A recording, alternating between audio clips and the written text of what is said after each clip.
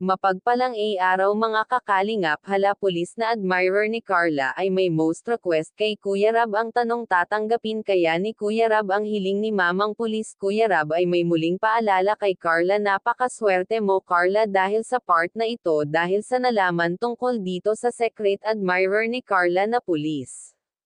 Jomar, ano kaya ang masasabi ukol dito sa request ng pulis at dito sa nararamdaman niya para kay Carla?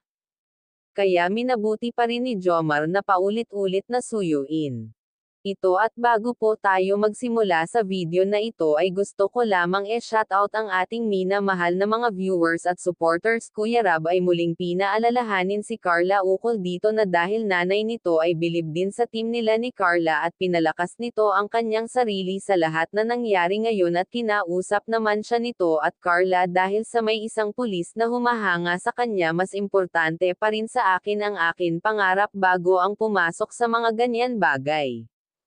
Kaya mas priority pa rin sa akin ang makapagtapos ng pag-aaral para sa kinabukasan para sa pamilya ko.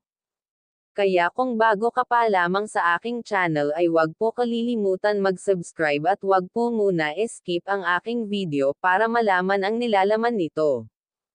Kuya Jomar ay nagtaka dahil marami pala itong tagahanga si Carla na mga professional.